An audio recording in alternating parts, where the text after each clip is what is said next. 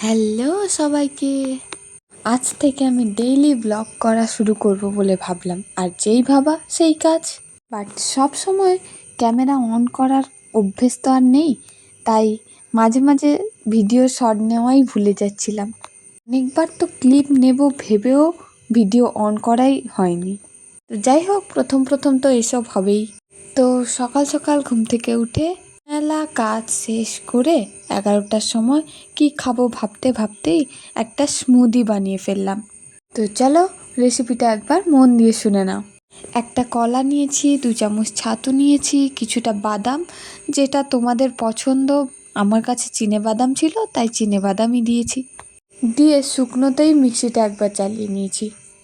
না ভুল করে নয়, এতে করে পেস্টটা ভালো মতোই হয়। তারপর মনে হলে এক টুকরো আম দিই আর বেশ কিছুটা জল দিয়ে স্মুদিটা ভালোভাবে বানিয়ে ফেললাম।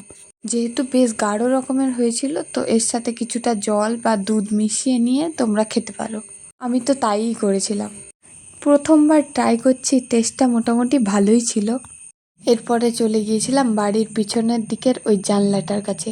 ওই জানলাটা আমার বেশ প্রিয়। এখানে দাঁড়িয়ে দাঁড়িয়েই পেছনের দিকটা সবুজ দেখতে দেখতে আজকের ব্রেকফাস্টটা সেরে ফেললাম। রান্না বান্নার কাজ আজকে ছিলই না, যেহেতু বাবা আজকে বাড়িতে থাকবে না। তো আমরা মা আর আমি আলু সেদ্ধ ভাত করেই খেয়ে নিয়েছিলাম। তারপর বিকেলে ভাবলাম ছাদের ওই কোণাটা একটু পরিষ্কার করা যাক। তারপরে এই কাজগুলোও করে নিলাম। দেখতেই পাচ্ছ, একটা করে ক্লিপ নিয়েছি, পরের ক্লিপটা নিতেই ভুলে গেছি। বাড়িতে যেহেতু মায়ের মা এসেছে, সেই উপলক্ষে আজ এত গরমেও এইসব আয়োজন। এত বড় পাতিলাটা দেখে আবার ভেবো না যেন এতেই আমি খাবো। আজকে যা হবে এতেই হবে, क्योंकि हमारे यहाँ पे ऐसा ही होता है। তো চলো কি হচ্ছে রেসিপিটা একবার জেনে নিই। প্রথমেই যেমনভাবে পারো চালের গুঁড়ো করে নিতে হবে। ভালো করে গুঁড়ো না হলে সেটাকে চালুনিতে চেলে মিহি গুঁড়োটা নিয়ে নেবে।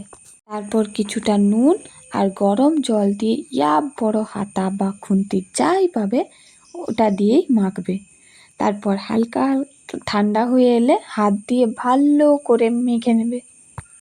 ব্যাস, এবার অন্য একটা পাত্রে বেশ কিছুটা নারকেল কোড়া ও মাওয়াকে একসাথে মিশিয়ে 1 চা চামচ আদা বাটা দিয়ে ভালো করে অল্প আঁচে মিশিয়ে রেডি করে নিতে হবে। এবার শুরু হবে হাতের জাদু। গোল গোল করে লেচিগুলোকে পাকিয়ে নিলাম। ভাবছো তো এত বড় বড় লেচি করছি কেন? আরে বাবা, ভয় পাবার দরকার নেই।